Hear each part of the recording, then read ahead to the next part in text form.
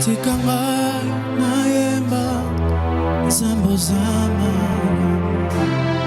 Tikanga nayemba zambo zama. Chantons ensemble. Tikanga zambo zama. Confesse de ta bouche. Seigneur, tu es bon. Confesse de ta bouche encore.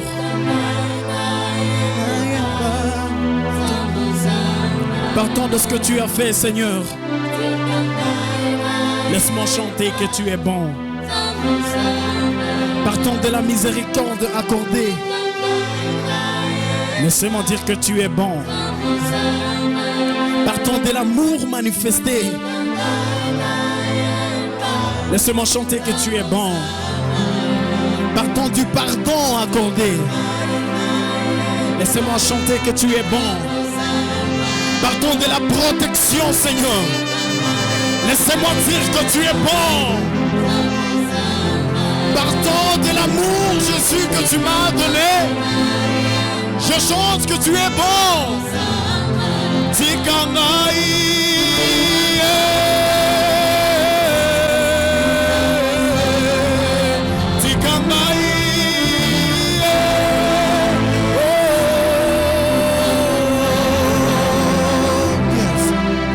Tikamaina yembalelo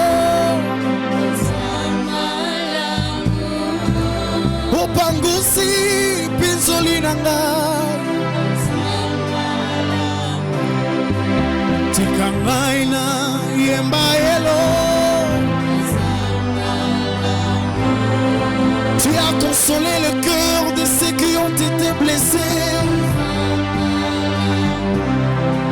Tikamaina yembalelo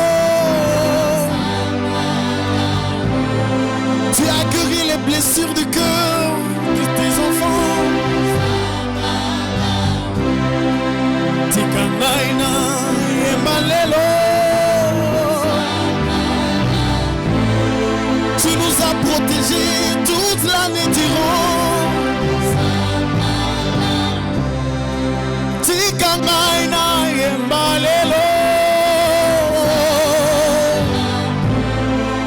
Tu nous as gardés, tu nous as protégés.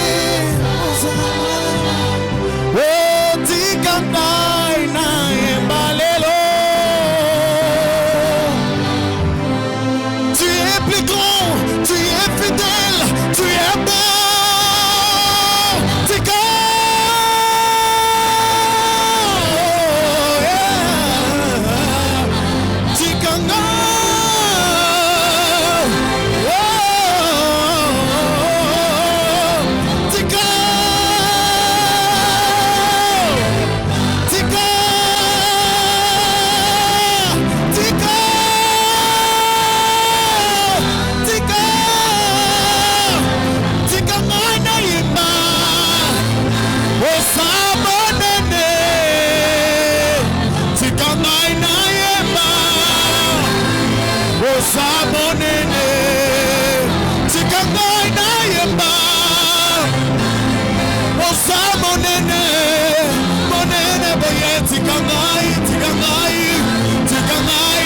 Tu es plus grand. Osamonene, Tikangai, Osamonene, Tikangai. Oh, Osamakasi, Tikangai na yema, Osamakasi, Samak. J'aimerais que tu confesses de ta bouche la puissance de Dieu ce matin. Seigneur Dieu, par ta puissance, tu as pris la clé que le diable possédait. Par ta puissance, tu as pris le pouvoir que le monde possédait. Par ta puissance, tu dis un mot et la chose s'accomplit. Par ta puissance, tu donnes en existence ce qui n'existe pas. Par ta puissance, tu as créé les cieux et la terre. Par ta puissance, tu essuies les larmes de ceux qui pleurent. Par ta puissance, tu consoles les cœurs de ceux qui ont été blessés. Par ta puissance, tu apportes la solution à mes problèmes. Par ta puissance, tu relèves ceux qui ont tombé. Par ta puissance, tu m'as retiré de là que j'étais perdu. Et tu m'as cherché par ta puissance. Laisse-moi chanter ta bonté. Laisse-moi chanter ta bonté, Seigneur. Laisse-moi chanter ta bonté ce matin. Personne n'est beau comme toi, Seigneur. Ta bonté et ta miséricorde me poussent à te lever. Moi qui n'étais pas digne devant ta face. Moi qui n'étais pas digne devant ton trône. Moi qui n'étais pas digne devant toi. Mais tu m'as fait la grâce de venir encore t'adorer. Moi qui n'étais pas digne. Laisse-moi te lever, Seigneur. Laisse-moi te glorifier ce matin. Laisse-moi chanter, Seigneur. Parce que là que je t'ai tourmenté, troublé, délaissé, humilié,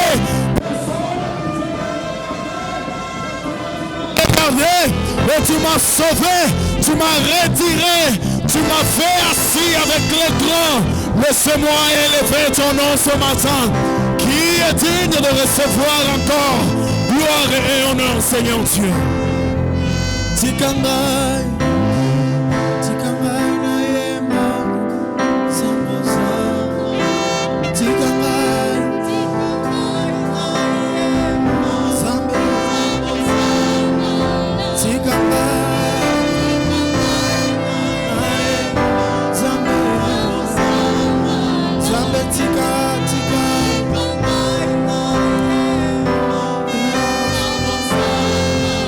Tikangai, tikangai,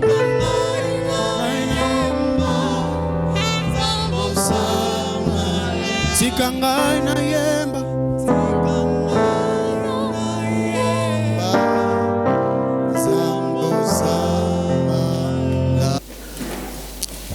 tunakuwa na usomi katika Luka sura yake 11. Nous avons une lecture à Luc chapitre 11. Na mstari wake ni ile ya kwanza hadi 4. Et à partir du verset 1er jusqu'au verset 4. Na kisha tutaenda ndani ya Mathayo sura 6. Et après nous irons à Matthieu chapitre 6. Mstari wake ni ile ya 9 hadi 13. À partir du verset 9 jusqu'au verset 13. Alipokuwa akiomba katika pahali fulani, wakati alipokoma, mmoja wa wanafunzi wake akamwambia, Bwana, utufundishe sisi kuomba kama Yohane alivyofundisha wanafunzi wake. Jésus priait un jour à un certain lieu. Lorsqu'il y achevait, un de ses disciples lui dit, Seigneur, enseigne-nous à prier comme Jean l'a enseigné à ses disciples. Akawaambia, wakati munapoomba semeni, Baba yetu uliye mbinguni, jina lako liwekwe takatifu. Ufalme wako uje, mapenzi yako yafanyike kama mbinguni vivyo duniani. Il leur dit, quand vous priez, dites, Père, que ton nom soit sanctifié et que ton règne vienne. Utupe kila siku chakula chetu kinachofaa, utusamehe dhambi zetu, sababu sisi vile tunasamehe kila mtu mwenye deni kwetu. Usitulete katika majaribu, lakini utuokoe na uovu. Amen. Donne-nous chaque jour notre pain quotidien. Pardonne-nous nos offenses, car nous aussi nous pardonnons à quiconque nous offense, et ne nous induis pas à tentation. Amen. Kwa Mathayo sura 6 mstari wake wa 9 hadi ile ya 13 nasema hivi, basi ombeni hivi: Baba yetu uliye mbinguni, jina lako litukuzwe, ufalme wako uje, mapenzi yako yatimizwe hapa duniani kama mbinguni. Utupe sisi leo chakula chetu cha kila siku, utusamehe deni zetu kama sisi vile tunavyosamehe wadeni wetu. Voici donc comment vous devez prier. Notre Père qui est aux cieux, que ton nom soit sanctifié, que ton règne vienne et que ta volonté soit faite sur la terre comme au ciel. Donne-nous aujourd'hui notre pain quotidien. Pardonne-nous nos offenses, comme nous aussi nous pardonnons à ceux qui nous ont offensés. Kwa verse ya 13 anasema na usitulete katika majaribu, lakini tuokoe na yule mwovu. Amen. Ne nous induis pas à tentation, mais délivre-nous du mal. Amen. Juma jana tulitangaza ya kwamba tumeanza mafundisho kuhusu maombi ya Yesu Kristo juu ya Baba yetu. Le dimanche passé, nous vous avons communiqué que nous allons commencer les enseignements autour de l'enseignement de Jésus sur la prière de notre Père. Na tunaposema juu ya mafundisho ya maombi, quand nous parlons des enseignements autour de la prière, tunataka kuweza kufahamu nini ilikuwa mkazo katika mafundisho haya ambayo Yesu alifundisha. Nous voulons comprendre quel était l'aspect par lequel Jésus insistait dans ses enseignements. Na kama unaona tumesoma Luka, tumesoma Mathayo. Et quand vous voyez, nous avons lu Luc et même Matthieu. Ni kutaka kufahamisha ya kwamba ni hawa wawili waliandika yale maombi. C'est afin de vous faire comprendre que ce sont les deux qui ont parlé de cette prière. Lakini utajua ya kwamba waliandika pia kitofauti ndogo ndogo. Et bien même vous allez comprendre qu'ils en ont écrit différemment, différemment. Kuna utofauti ndogo ndogo. Il y a de petites différences. Lakini hizo utofauti yanaweza kutusaidia kuelewa tena kwa undani maombi haya. Et ces petites différences peuvent nous aider à comprendre la profondeur même de ces textes. Na neno kubwa ingine ambao unaweza kufahamu. Autre chose que vous pouvez comprendre. Maombi haya si liturgia ya ibada. Cette prière n'est pas une liturgie de culte. Ama liturgia ya maombi. C'est pas non plus une liturgie de prière. Na tunaposema liturgia ni kutaka kusema si mahali ambapo unaweza kuyafanya kama recitation tu. Nous voulons insister sur le fait qu'on ne peut pas faire de cette prière une récitation. Lakini kuna shabaha yaliyomsukuma Yesu kufundisha watu maombi haya. Mais il y a un but qui a poussé à ce que Jésus enseigne à ses disciples comment pour prier cette prière. Na msukumo ambao aliyokuwa nayo, et la motivation qu'il avait, ilikuwa kujenga Mungu kama Baba, c'était de bâtir le fondement comme Dieu, comme le Père, kama mfalme, comme le roi, na sisi kama wana, et nous comme les enfants, na sisi kama wana wa ufalme, mais aussi nous aussi comme les enfants du royaume. Na litaka pia kujenga, et il a aussi voulu bâtir namna gani katika ufalme wake watu wanaweza kuishi, comment dans son royaume on peut vivre. Na ndani ya mafundisho haya ya Yesu Kristo, et dans les enseignements de Jésus-Christ, ni mafundisho ambao yanaweza kutusaidia pia kujua namna gani tunaweza shimama mbele ya Mungu wetu. sont des enseignements qui peuvent nous montrer comment on peut se tenir devant notre Dieu.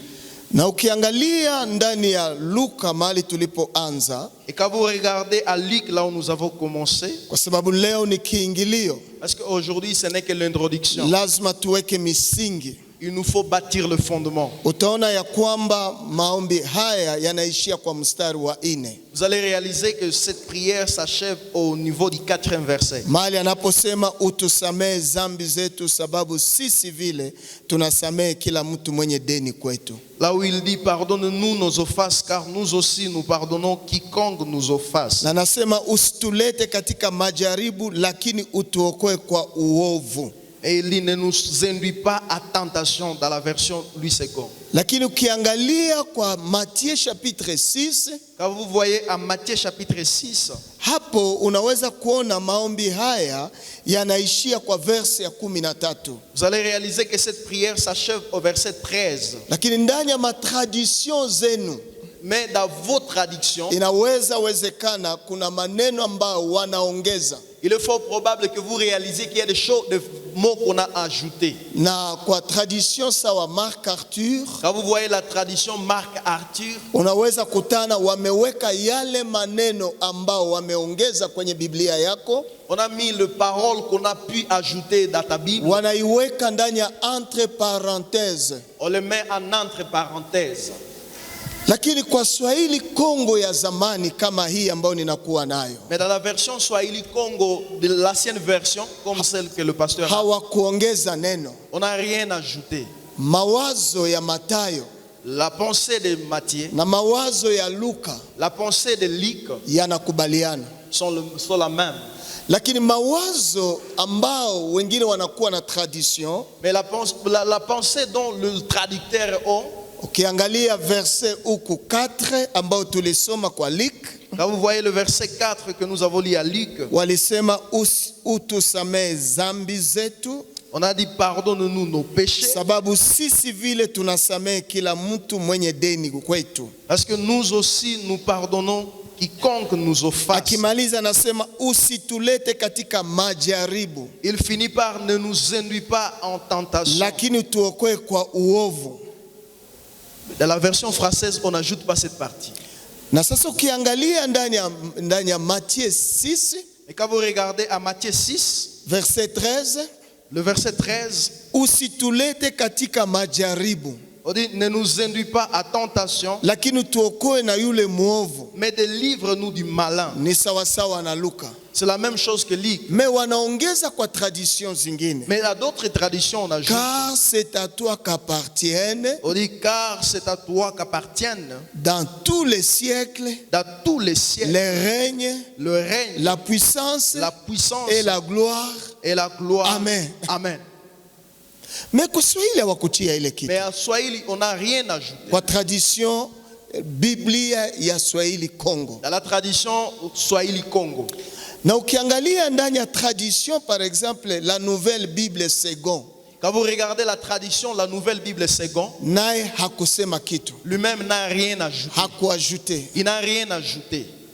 Kwa hivi ni muhimu wakati unaposoma Biblia, C'est ainsi, il est important quand tu lis la Bible, kamata ma tradition zote, aie le courage de prendre d'autres traditions, ujaribu kujifunza alitaka sema nini, afin de comprendre quelle a été la pensée profonde. na ni ile inatufanya kuwa tofauti na watu wasiojifunza Biblia, Et c'est ce qui fait de nous différents des autres qui n'étudient pas la Bible. kwa sababu yale ambao waliweka ndani ya entre parenthèses. Parce que ce qu'on a placé sous entre parenthèses, Matthieu commentateur wa Matthieu alitaka kuexpliquer ya kwamba le commentateur de Matthieu voulait expliquer que huyu Mungu ambaye ni Baba c'est Dieu qui est notre Père. ni wa kizazi kyote, Il est le Père de toute génération. na ana mamlaka kwa kila Mais kizazi. aussi, il a le pouvoir, la domination sur toute génération. Ndio maana jina lake litukuzwe. C'est ainsi que son nom soit glorifié.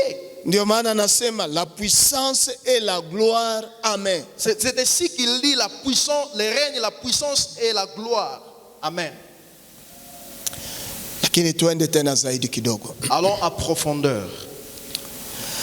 Ukiona ginzi Matthieu aliweza fanya tradition ya hii prière, Quand vous regardez la tradition de Matthieu par rapport à cette prière, kwa mfano kwa ile verset 9, par exemple au verset 9, Baba yetu uliye mbinguni, notre Père qui est aux cieux, anasema jina lako litukuzwe. il dit que ton nom soit sanctifié. Pale nasema nini? Que ton nom soit sanctifié. Soit sanctifié. Hapa wanasema jina lako litukuzwe, ou que ton nom soit glorifié. Dans la Oui, version tradition. Swahili, on a dit que ton nom soit glorifié au lieu de sanctifié. Mais kwa Mark, kwa Luc, Mais quand vous allez à Luc, anasema nini? qu'est-ce qu'il dit? Kwa verset 2, Le verset 2. jina lako liwekwe takatifu. Et c'est ici maintenant on dit que ton nom soit sanctifié. Na ukiangalia huyu Nouvelle Bible Second, Quand vous regardez la version Nouvelle Bible Second, anasema hivi ndani ya Luc, il dit ce qui suit à Luc. que ton nom soit reconnu pour sacré. Jina lako lijulikane ni takatifu, limewekwa kando. Que ton nom soit reconnu pour sacré, mis à part. Yale yote yana maneno. Tout cela a une explication. Na ninawaza Et je suis convaincu, tunaweza kubaliana na huyu mwanafunzi nous pouvons nous tenir d'accord avec ces disciples ambaye ndani ya Luc 11 verset 1er qui à Luc 11, le verset 1er, alionyesha besoin ya kuapprendre il a montré le besoin d'apprendre jinsi ya kuomba, comment prier. kwa sababu anasema hivi, Parce qu'il dit ce qui suit. alipokuwa akiomba katika pahali fulani, wakati alipokoma mmoja wa wanafunzi wake akamwambia, Bwana, utufundishe sisi kuomba kama Yohane alivyofundisha wanafunzi wake. Lorsqu'il y achevait, l'un de ses disciples lui dit, Seigneur, enseigne-nous à prier comme Jean l'a enseigné à ses disciples. Ndani ya tradition juive, Dans la tradition juive, wanaamini ya kwamba on croit combien kuna Torah il y a le Torah, na kuna pia kitabu cha manabii. mais il y a aussi le livre de prophètes. Waisraeli hawaamini agano jipya. Pour les Israélites, le Nouveau Testament ne pas accepté ou ils ne croient pas au Nouveau Testament. Wao wanaamini ya kwamba Mesia bado atakuya. Et ils croient que le Messie viendra. Na juu Mesia atakuya, Et comme le Messie viendra, wanajua tu ya kwamba bado wangali katika Torah, et ils savent qu'ils sont toujours dans le Torah, la loi, na ndani ya vitabu vya manabii. mais aussi dans les livres de prophètes. Na ndio maana wakati Yesu atakuwa na Yohane na Jean Pierre na nani watatu wale na André, Jean-Pierre Jacques, sa watakuwa kwenye maombi, et quand ils seront à prière, wataona Musa, ils vont voir Moïse, na wataona Elia, et ils vont voir également Élie. kwa sababu wao ni Wayahudi.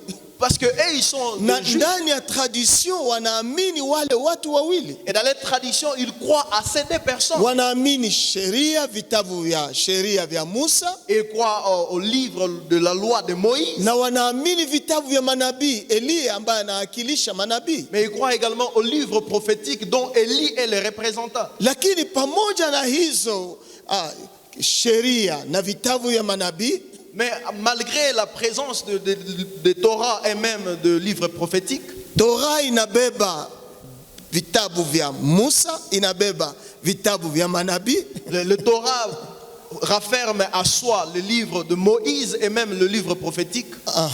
Na wakati Yesu anapotokea mbele yao, Et quand Jésus se manifeste devant eux, na utukufu mkubwa inatokea kwa hawa watu watatu, et que la gloire se manifeste auprès de trois personnes, Jean, Jacques et Pierre, no.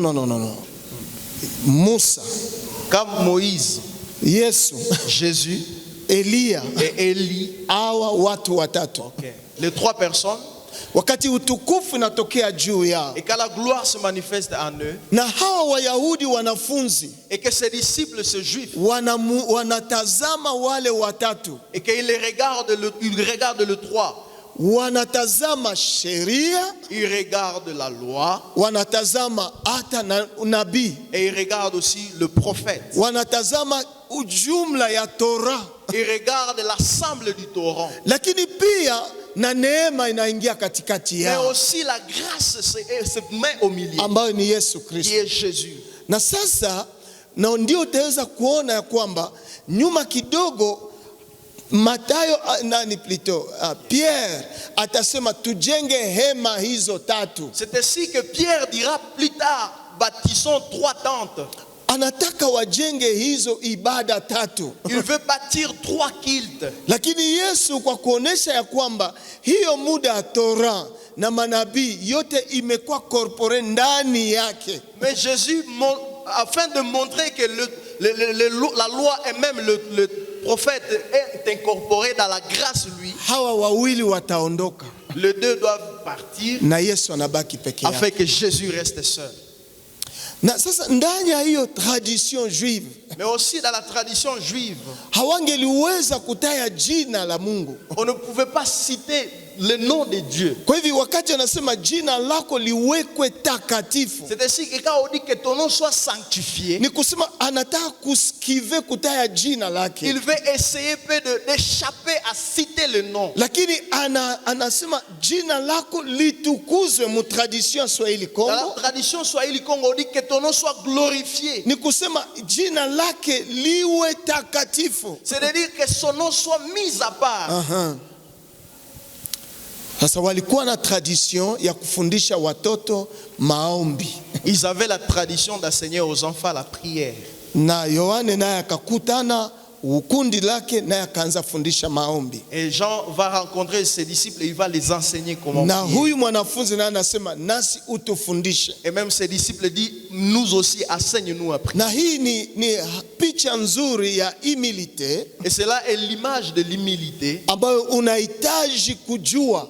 C'est l'image dont il faudrait que tu connaisses. Na kwa sababu unahitaji kujua, Et comme tu dois le connaître, non. Comme tu veux connaître, ok, comme tu veux connaître, unaomba uwe na moyo wa unyenyekevu. il te faut avoir un cœur d'humilité. Na moyo wa unyenyekevu hii ni kwenda jifunza sasa. Et ce cœur d'humilité, c'est d'aller apprendre. Na sasa Yesu anaanza kufundisha Et hawa alors watu. Jésus commence à les enseigner.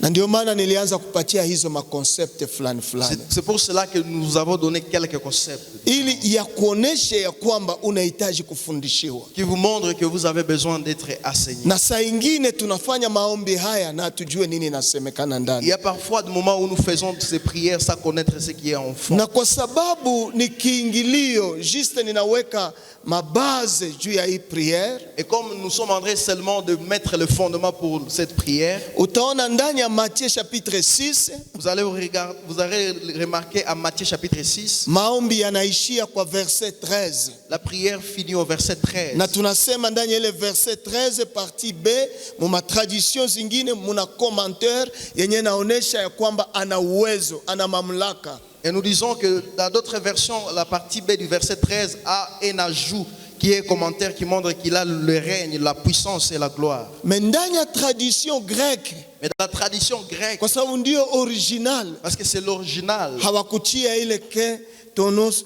car c'est à toi qu'appartiennent le règne, la puissance et la gloire pour les cieux. Hawakuitia ndani. ils n'ont pas mis, dans la tradition grecque, ils n'ont pas mis ce qu'on ajoute, car c'est à toi qu'appartiennent les règnes, la puissance et la gloire. Lakini ndani ya ajoute hii Mais dans cet ajout, ni kutafuta kuonesha souveraineté ya Mungu. c'est afin de montrer la souveraineté de Dieu.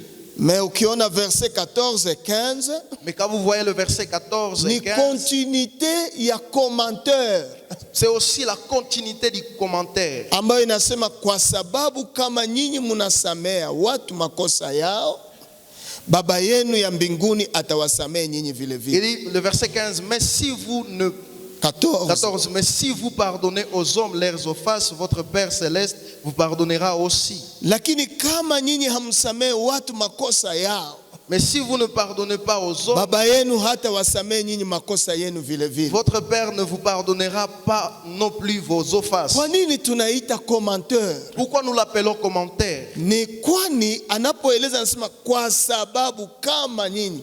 Donc anafanya sawa appel ku verset 14a. Kama kwa sababu kama nyinyi si. Ici on a utilisé l'expression si. Donc ni juste commentaire ya pensée zenye zilianza mbele. C'est juste commenter sur le passé précédent. Na mapensée hii kwa nini anayajute hapa? Et pourquoi il ajoute ces pensées? Anayajute juu ya harmonie ya peuple de Dieu ndani ya royaume de Dieu. C'est afin de montrer l'harmonie du peuple de Dieu dans le royaume de Dieu. Verset 13 ilisema usitulete katika majaribu lakini utokoe na yule mwovu. Le verset 13 a dit ne nous induis pas à tentation mais délivre-nous du malin. Na verset 12 anasema utusamee deni zetu. Et au verset 12 il dit pardonne-nous nos offenses. Pale niko ndani ya Matthieu. Là nous sommes à Matthieu. Mais ndani ya Luc atasema utusamee zambi zetu. Mais à Luc il va dire pardonne-nous nos péchés. Ni kusema mule ufalme wako uje. Là que ton règne vienne. Ndani ya ufalme wa Mungu. Dans le royaume de Wakati Dieu. tumekuwa watoto wa Mungu. Quand nous sommes devenus enfants de Dieu. Kuna mode de vie yenye tunaweza kuishi ndani Il y a yake. un mode de vie auquel nous pouvons vivre. Ni maintenance ya relation horizontale yenye mnaishi pamoja na ndugu yako. C'est la maintenance de la relation horizontale envers le prochain. Mais kuna relation verticale, baba utusamee makosa yetu. Mais il y a aussi la relation verticale, Père, pardonne-nous nos offenses. Kwa hivyo Matthieu yeye anafanya conclusion ya pensée ya prière notre Père. C'est ainsi que Matthieu fait la conclusion de la pensée de la prière de notre Père. Kwa kujenga harmonie yenye naishi ndani ya watu. En bâtissant l'harmonie qui doit exister entre les hommes. Amen. Amen. Ndio maana anasema kwa sababu kama nyinyi mnavyosamehe watu makosa yao, si vous pardonnez aux hommes leurs offenses, Baba yenu ya mbinguni atawasamehe nyinyi vile vile. votre Père céleste vous pardonnera aussi. Lakini kama nyinyi hamsamehe watu makosa yao, mais si vous ne pardonnez pas aux hommes, Baba yenu hatasamehe nyinyi makosa yenu vile votre vile. Père ne vous pardonnera pas non plus vos offenses. Kwa hivyo maisha ya Kikristo Et si la vie chrétienne, si maisha tu ya mtu na Mungu, ce n'est pas une vie seulement l'homme avec Dieu, lakini maisha ya mtu pia pamoja na binafsi yake. mais c'est aussi la relation entre homme et homme. Sasa turudie ndani ya Luka. Retournons à Luc. Luka kwa kufunga ile maombi ya Yesu, Luc a terminé la prière de Jésus. alienda na meme pensée kutoka verset 5 mpaka verset 13. Il est parti avec la même pensée à partir du verset 5 au verset 13.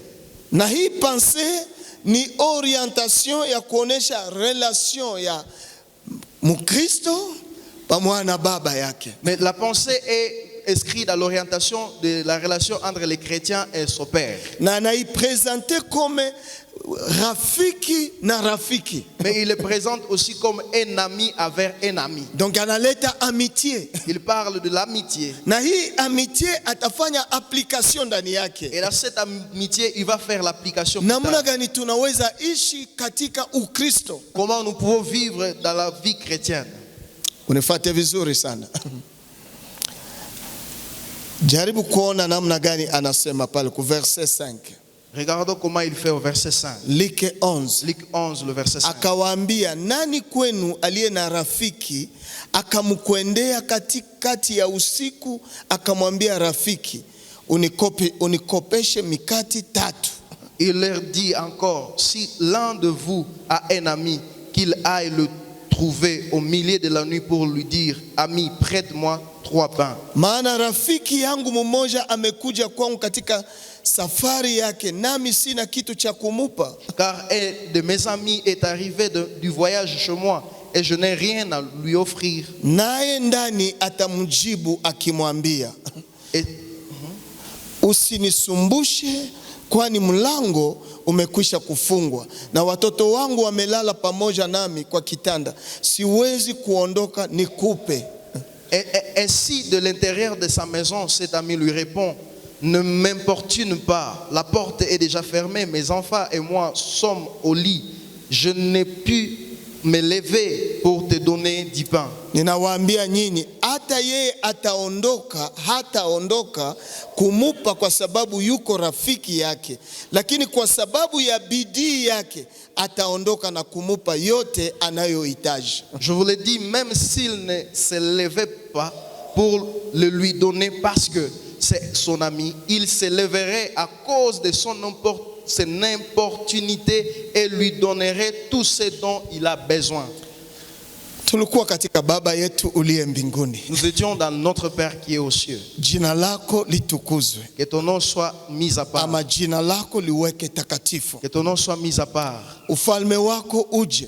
Que ton règne vienne. Na anasema mapenzi yako yafanyike. Et que ta volonté soit faite. Na kadhalika. Et après, pale tuko. C'est là où lakini nous sommes. Namna gani Luka kwa kufanya application anaenda kuleta urafiki? Comment Luc, pour faire l'application, peut amener ici l'amitié? Urafiki huu anataka tufundisha ndani kitu gani? Qu'est-ce qu'il veut nous enseigner au travers de cette amitié? Ni continuité ya mawazo ya mafundisho ya Yesu. Parce que c'est la continuité de la pensée de l'enseignement de Jésus-Christ. Kumatie continuité ilienda kutuleta kusavoir vivre, kugérer relations zetu ndani ya harmonie. Je Matthieu, l'application nous a amené à savoir vivre dans l'harmonie avec le prochain. Kujua kusameheana, kuchukuliana. Savoir se pardonner, se supporter. Gizi tunataka Mungu aweze kutuchukulia. Comme nous voulons que Dieu puisse nous supporter. Mais kwa Luc analeta mahitaji ya rafiki. Mais à Luc, il amène le besoin d'un ami. Na wakati anadesine ile tableau, et quand il dessine ce tableau, anasema kuna mtu ambaye alikuwa na rafiki yake. Il y avait quelqu'un, il y avait un homme qui avait un ami. Sawa, nifuate mimi. Kuna mtu alikuwa na rafiki yake. Il y a quelqu'un qui avait un ami. Na rafiki alikuwa ndani ya nyumba yake. Et cet ami était dans sa maison. Na ndani ya nyumba Biblia inasema alikuwa ameshalala. Et la Bible dit il était déjà endormi. Pamoja na watoto wake. Avec ses enfants. Ile verset 7. Là c'est au verset 7. Naye ndani atamjibu akimwambia. Et si de l'intérieur de sa maison, usinisumbushe kwani mlango umekwisha kufungwa na watoto wangu wamelala pamoja nami katika kitanda. Ne m'importune pas, la porte est déjà fermée, mes enfants et moi sommes au lit. Siwezi kuondoka nikupe. Je ne puis pas me lever pour te donner du pain. Lakini kuna rafiki anakuja kuomba hitaji. Mais il y a un ami qui vient demander du pain. Na mimi tayari nimefunga mlango. Et moi j'ai déjà fermé la porte. Na ndani ya chumba ambao wanalala ndani. Et dans la chambre où ils sont couchés. Wanalala katika chumba moja. Et ils sont couchés à l'intérieur d'une même chambre. Haiko nyumba ambayo ina machumba mbalimbali. C'est pas une maison avec beaucoup de chambres. Lakini ni chumba moja kama vile tunaweza sema Wambute gizi wanafanyaka. C'est comme on peut dire que de pygmées comme il faut. Wakijenga nyumba inakuwa moja tu. En construisant leur maison, ils ont une seule chambre. Wewe baba unalala ndani, vous papa vous dormez, mama analala ndani, maman dort, na watoto wanalala ndani. Et même les enfants. Est-ce que tukunaelewana pale? Ni kama vile wakati tunakuwa ndani ya ukimbizi. C'est comme nous pouvons être même à déplacement. Ndani ya ukimbizi comme des réfugiés. Na wakati tunapokuwa ndani ya ukimbizi, et quand vous êtes réfugié, utakutana wanawachia ndani ya chumba moja. On peut vous mettre dans une seule maison chambre. Na sasa kuna mtu anakuja kuomba service. Mais alors il y a quelqu'un qui vient demander service. Huyu ambaye anakuja kuomba service ni rafiki. Celui qui vient demander le service c'est un ami. Weka ile neno rafiki. Uitie ndani ya kichwa yako. Ni rafiki. C'est un ami. Rafiki kwa rafiki. Un ami avec un ami. Lakini ndani ya urafiki anakuya mahali ambapo mazingira kuna wengine. Mais dans leur amitié, il vient là où il y a dans l'environnement où il y a d'autres personnes. Anahitaji. Vous m'avez demandé. Lakini tumeshalala. Mais nous sommes endormis. Na sitaki kusumbua wengine. Et je ne veux même pas déranger les autres. Mais sikia. Mais écoute. Biblia inasema hivi kwa verset 8. La Bible dit ceci au verset 8. Ninawaambia nyinyi. Je vous l'ai dit. Hata yeye hata ondoka kumupa kwa sababu yuko rafiki yake. Même s'il ne se levait pas pour le lui donner parce que c'est son ami. Lakini kwa sababu ya bidii yake ataondoka kumupa yote anayohitaji. Il se leverait à cause de son opportunité et lui donnerait tout ce dont il a besoin. Hawa watoto ambao wamelala. Tous ces enfants qui sont endormis. Yesu anataka kusema nini? Qu'est-ce que Jésus veut dire? Mahitaji yako yasisumbue mahitaji ya wengine ndani ya ufalme. Que tes besoins ne dérangent pas les besoins des autres dans le royaume. Igalao wako ndani ya ufalme sawa vile na wewe umekuja kwa ufalme. Quand bien même ils sont dans le royaume comme toi aussi tu es venu au royaume. Mahitaji yako ya Kristo Mungu hata kujibia juu atajibu kupitia respect ya wengine pia. Dieu va répondre au travers même le respect envers les autres. Ndio unaweza kuona pale juu. C'est ainsi que vous pouvez voir ici haut. Au verset 3. Au verset 3. Utupe kila siku chakula chetu kinachofaa. Donne-nous chaque jour notre pain. Hapa walisema kinachofaa. Kinachofaa kenye kinastahili.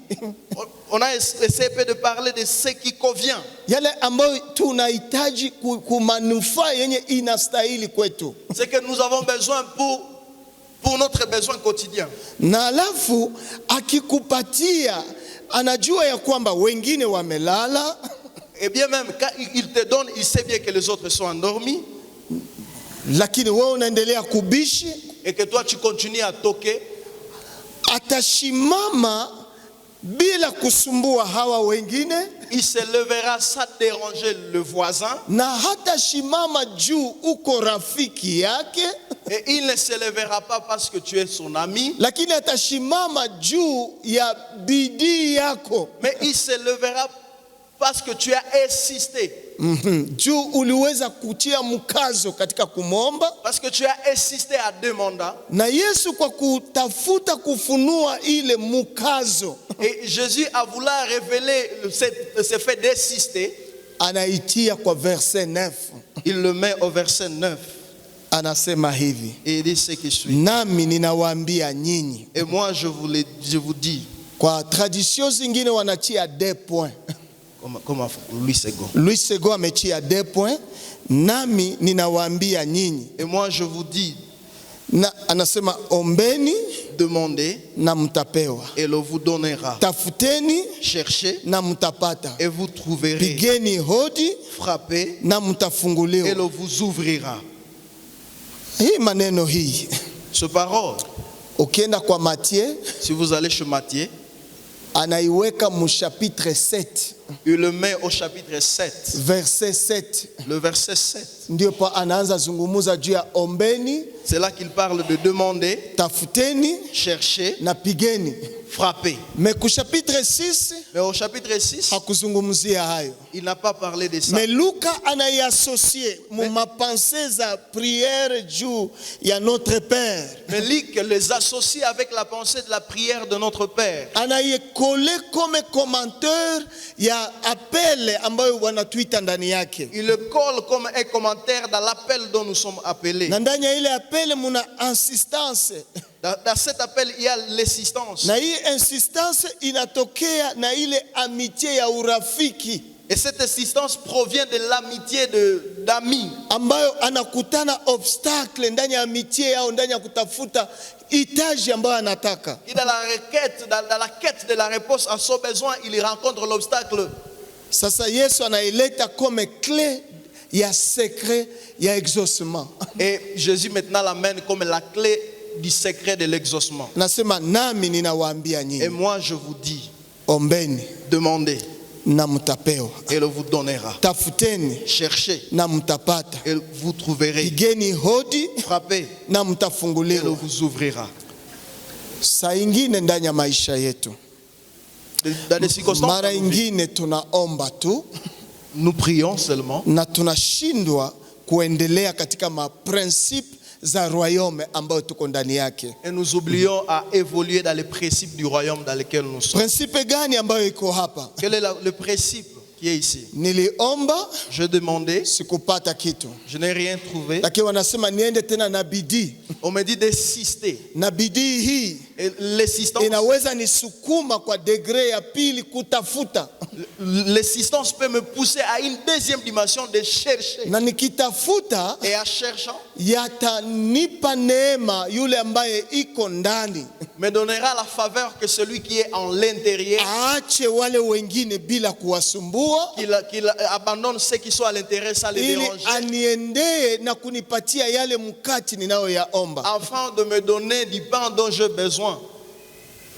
Munafikiri mama Anna alikuwa haombake? Vous pensez que Anne ne priait pas? Alikuwa naomba. Elle priait. Kwa sababu kila mara walikuwa wanaomba. Parce que chaque fois elle priait. Lakini ndani ya insistance, mais dans l'insistance, ndani ya kutafuta, dans la quête, alitaka sasa amtafute kwa degré ingine. Et elle a voulu le chercher à une autre dimension. Ndio maana kaona na sadaka ya mume wake haimsaidie na kitu. C'est ainsi qu'elle a vu que même l'offrande de son mari ne valait rien. Na chakula haimsaidie na kitu. Même la nourriture ne valait rien. Akatoroka akaenda yeye mwenyewe ndani ya hekalu. Elle est allée elle-même au temple. Ili amtafute kwa degré ya pili. Afin de les chercher à une deuxième dimension. Ndani ya insistance. Dans cette insistance. Juu aguse yale ambayo anahitaji kutoka kwake. Afin de toucher ce qu'elle a besoin. Kutafuta ni principe ingine ndani ya maombi. Chercher c'est aussi un autre principe dans la prière. Kwa mfano, par exemple, kuna mtu ambaye walimwambia siku zako za kuishi zimeisha. Il y a quelqu'un à qui on a dit tes jours de vivre sont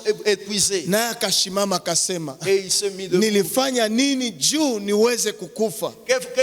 qu'est-ce que je fais pour mourir? Angalia maisha yangu, Regarde ma vie. sina ubaya Je yoyote. parle mal. Na huyu ni Hezekia. Et il s'agit Ni d'Ézéchiel. kusema alipanda tena ngazi ya juu Il est monté à une dimension élevée ili kumtafuta kwa dimension ambayo anaenda kutia bidii. afin de les chercher dans une dimension où il va exister. Kuna mwingine ambaye naye ndani ya Biblia tunamwona. Il y a un autre dont nous voyons dans la Bible.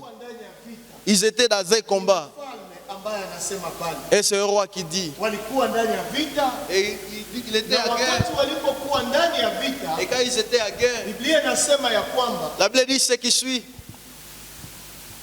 akasema hivi, Il a dit ce qui suit. kama Bwana utatupa ushindi, Si Dieu tu nous donnes la victoire, nitatoa mtoto wangu wa kwanza. je donnerai mon premier enfant. Nitatoa mtoto ambaye nitakutana naye. Je donnerai l'enfant que je rencontrerai. Ile ni dimension ingine, C'est une autre dimension. ni maombi, C'est une prière. lakini maombi ambayo inatafuta, Mais c'est une prière qui cherche. maombi ambayo ina bidii kuliko yale ambayo ya kawaida tu, nipe mkate. C'est une prière qui a l'existence différemment de la prière normale qui dit donne-moi Lakini le maombi pain. ambayo inaenda mu recherche ya Mungu ili jina lake liwekwe takatifu. Mais c'est une prière qui va dans la recherche de Dieu afin que son nom soit glorifié. Na Yesu sana weka hii assistance, Et quand Jésus existe là, nami ninawaambia nyinyi, et moi je vous dis, ombeni. demandez. Nijua anasema lakini kwa sababu ya bidii yake ataondoka kumupa yote anayohitaji. Il dit c'est à cause de son opportunité qu'il lui donnerait tout ce dont il a besoin. Hivi kuombeni, Ainsi, demandez, tafuteni, cherchez, pigeni hodi, frappez. ni bidii ndio itatosha ile kitu. C'est l'existence qui va tirer la résolution au besoin. Kwa kuelewa hile, Pour comprendre cela, angalia verset 10. regarde le verset 10. Anaendelea na commentaire tu. Il continue avec le commentaire. Kwa sababu kila mtu anayeomba atapewa, Car quiconque demande reçoit. naye anayetafuta atapata, Celui qui cherche trouve. naye anayepiga hodi atafunguliwa. Et l'on ouvrira à celui qui frappe. Verset 11. Le verset 11. Baba, nani katikati yenu mwana wake akimwomba mkate atamupa jiwe? Quel est parmi vous le père qui donnerait une pierre à son fils?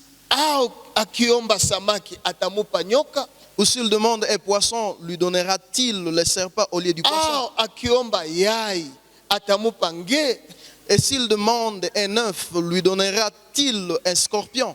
Kwa nini waweze weka hii explication ya kuonesha exaucement mara tatu? Pourquoi donner cette explication qui montre l'exaucement à 3 niveaux? Kwa nini hawangestaya tu mara moja akimwomba mkate atamupa jiwe? Pourquoi ne pas seulement s'arrêter à l'aspect où on a dit s'il demande le pain, on lui donnerait la pierre?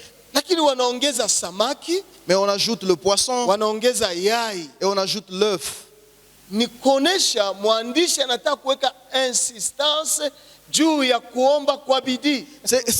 L'écrivain veut montrer l'existence, l'importance de l'existence de demander avec insistance. Kwa ile même 3 dimensions, À ces 3 dimensions, ombeni, demandez, tafuteni, cherchez, pigeni hodi. frappez. Kwa hivyo maisha ya Kikristo hata kama ni rafiki yetu, C'est ainsi la vie chrétienne, peu importe qu'il soit notre ami, tunaweza kwenda kwa hiyo ngazi tatu nous pouvons aller à ces 3 dimensions ambao yatatusaidia kutufungulia yale ambayo tunahitaji. qui nous amènera à trouver ce dont nous avons besoin. Ndio unaona verset 13 anasema hivi, C'est ainsi au verset 13, il est écrit kama nyinyi mlio wabaya mnajua kuwapa watoto wenu zawadi njema, si donc méchants comme vous l'êtes, vous savez donner de bonnes choses à vos enfants, si zaidi yenu aliye katika baba yenu aliye katika mbingu atawapa wote wanaomwomba Roho Mtakatifu?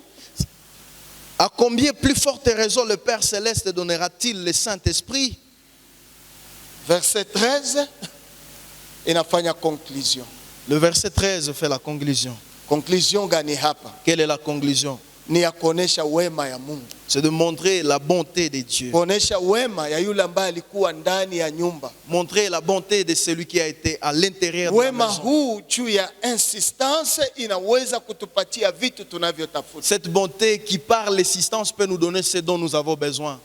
Juu tuliomba, Parce que nous avons prié, hatukupata. nous n'avons rien reçu. Lakini tukatafuta, Mais nous avons cherché tukapiga hodi, et nous avons frappé. huyu baba anaweza kutupatia. Ce Père peut nous le donner. Na haya yanapitikana hata ndani ya maisha yetu. Et cela est palpable dans nos vies. Ukiangalia watoto ambao tumezaa, Si vous regardez les enfants dont nous avons anaweza engendrés, kuomba mara ya kwanza, ils peuvent vous demander pour la première fois. lakini kama hakuna insistance, S'il n'y a pas l'assistance, saa ingine hautampatia. peut-être vous ne le lui donnerez pas. Lakini akiendelea kuweka mkazo, Mais s'il continue à insister, utaanza kutafuta suluhisho juu uko baba. vous chercherez la solution parce que vous êtes père. Utatafuta suluhisho juu uko mzazi, Vous allez chercher la solution parce que vous êtes parent. ili umpatie. Afin de lui donner. Haumpatie juu ulikuwa umepanga kumupa, Vous ne le lui donnez pas parce que vous avez planifié de lui donner. lakini unampatia juu ameenda kwa ngazi ya juu. Mais vous le lui donnez parce qu'il est allé à une nouvelle dimension. Saa zingine alikuomba mara ya kwanza, Peut-être il vous a demandé pour la première fois. ukawaza tu atasahau, Vous avez pensé qu'il va oublier. lakini juu anatafuta tena, Mais parce qu'il cherche, juu anapiga hodi tena, parce qu'il frappe encore, mwisho roho yako utashimama, enfin vous allez vous lever. ili uende ukampatie yale ambayo anahitaji. Afin de lui donner ce dont il a Na ni besoin. ile ambayo Luka anasema ya kwamba Et c'est ce que Luc continue à dire. sasa sisi kama ni wazazi wabaya, Si donc nous méchants, tunaweza kutimizia watoto wetu kwa hatua hiyo. nous pouvons accomplir cela avec nos Anasema enfants. si zaidi baba yenu aliye katika mbinguni atawapa wote wanaomwomba Roho Mtakatifu. À combien plus forte raison le Père Céleste donnera-t-il le Saint-Esprit? Sasa Roho Mtakatifu anakuya fanya nini hapa? Mais que vient faire le Kwa Saint-Esprit ici? sababu kontekste haikuzungumzia Roho Mtakatifu. Parce que le contexte ne parle pas du Saint-Esprit. Kontekste inazungumuza juu utupe leo chakula chetu cha kila siku. Le contexte parle de donne-nous notre pain quotidien. Na kontekste inazungumuza juu ya urafiki yetu ambaye tunahitaji mkate, Et le contexte parle d'un ami dont nous avons besoin du pain. tunahitaji samaki, Nous avons besoin du poisson. tunahitaji yai. Nous avons besoin de l'œuf. Lakini Biblia inasema hivi, Mais la Bible dit ce qui suit. huyu baba mzalimu Ce père méchant anaweza patia watoto wake zawadi njema, peut donner à ses enfants ce dont ils ont besoin. tawapatia hiyo zawadi ambayo ni njema ambao wanahitaji, Il leur donne de bonnes choses dont ils ont bonne chose bonnes choses pale ambao wanahitaji. dont ils ont besoin. Na sasa Yesu anataka kuonesha sasa Mungu wa mbinguni Et Jésus veut montrer que Dieu qui est au ciel, ambaye yeye si mzalimu ndani mwake, lui qui n'est pas méchant en lui, ndani mwake hamuna hila, hamuna kitu kibaya, en lui il n'y a pas le mal. anaweza kutupatia yale ambayo yanaotufaa, Il peut nous donner ce dont nous avons besoin, ce na qui yale nous ambayo convient. inaotufaa Et ce qui nous convient, ni Roho Mtakatifu. c'est le Saint-Esprit. Sasa Roho Mtakatifu ni nani hapa? Mais le Saint-Esprit, c'est qui Ni ici? mtu ambaye anafunua Mungu atatupatia yale ambayo yatarizikisha, yataleta riziki ama satisfaction mahitaji yetu. Le Saint-Esprit vient ici révéler que Dieu nous donnera ce qui va nous satisfaire, combler le besoin. Donc wanatumia Roho Mtakatifu, On utilise le wanataka terme, kusema huyu Mungu ambaye tunamuomba on dit c'est Dieu dont nous prions, anatupatiaka yale ambayo yanaweza leta satisfaction complète kwa mahitaji yetu. il vient nous donner ce qui comble le vide qui est à nous complètement. Usisahau pale yule alisema hivi, Vous ne devez pas oublier ce qu'il a dit, mapenzi yako yafanyike. que ta volonté soit faite. Mapenzi hii Cette volonté, ni yenye naweza kuleta satisfaction ndani ya maisha c'est yetu, celle qui amène la satisfaction à nous. na mapenzi hii Et cette volonté, ndio wanaisymbolize ndani ya Roho c'est Mtakatifu ce hapa. qu'on symbolise avec le Kwa Saint-Esprit. hivi maombi yangu kwa Mungu, Et si ma prière envers Dieu, ninaweza kuomba hii kitu, je peux demander ceci, lakini yeye atanipatia zaidi yale ambayo yanaweza kuwa meilleur kwa mimi kwa ile Et wakati. lui alors me donnera ce qui est plus meilleur à ce moment-là. Hata nipatia yale ambayo mimi nilitaka nikifikiri ndio meilleur kwangu. Il ne me donnera pas ce dont moi je pensais être meilleur pour moi. Kwa sababu yale ambayo mimi niliwaza ndio besoin yangu, Parce que c'est dont je pensais être mon besoin. lakini yeye atanipatia exact yenye ko besoin réel kwa wakati Mais yangu. lui me donnera ce qui est l'exact besoin réel pour moi. Na ndio ambayo siku moja mtumishi Atoms alisema hapa. Et c'est ce que le pasteur Atoms a dit ici. Anasema unaweza kuona mtoto kwa mdogo Vous pouvez voir un enfant analia juu ya kiato, et il pleure pour le soulier. anataka wampatie kiato baba yake, Il veut qu'on lui donne le soulier de son père. lakini baba yake anajua hii kiato unaweza kuivala, Mais son père connaît que cette soulier tu peux le yanaweza porter. kukuangusha hii kiato, Mais cela peut te faire tomber. yanaweza kukulumiza hii Cela kiato. peut te blesser. Sasa mguu wako ni kidogo sana Parce que ndani tu yake, as encore un petit pied. na baba akitafuta kijua mtoto anahitaji kiato, Et comme le père sait que la femme a besoin de souliers, hata mpatia kiato yake, il ne lui donnera pas son propre atamtafutia soulier. yale ambayo iko meilleur yenye naweza kumwenea, size yenye naweza Il kumwenea, va aller chercher le numéro qui lui convient mieux. kwa sababu ile ndio inamstahili. Parce que c'est cela qui lui convient. Eske tunaelewana pale wandugu? Ndio maana hii maombi ya Yesu Kristo kama baba yetu uliye mbinguni, C'est ici cet enseignement de Jésus sur la prière de notre Père. lengo kubwa ambayo Yesu alikuwa nayo, L'objectif ultime qu'avait Jésus, alitaka watu wajue kuna baba. il voulait que les gens comprennent qu'il y a un Père. Hakutaka maombi yawe liturgia, Il n'a pas voulu que la prière soit une liturgie. na alitaka pia afunue mapenzi ya huyo baba, yeye ni mfalme, Il a voulu aussi montrer la volonté du Père comme le roi na sisi tukiwa wana wa ufalme. et nous comme les enfants du royaume. Na alitaka pia kuonesha ya kwamba Il a voulu aussi montrer que huyu mfalme ana nguvu, ce roi est puissant. namna anavyotawala mbinguni Comme il règne au ciel, anaweza pia kutawala kwa dunia. il peut aussi régner sur la Na terre. juu ya yote Et à par-dessus tout, ni baba ambaye anajaa rehema, c'est un Père rempli de miséricorde. na juu ya hiyo rehema Et dans ce miséricorde, anatuita na sisi kuishi katika hiyo rehema, il nous appelle à vivre dans la miséricorde, ili uhusiano wetu ubaki pamoja naye, afin que notre union reste attachée avec lui. lakini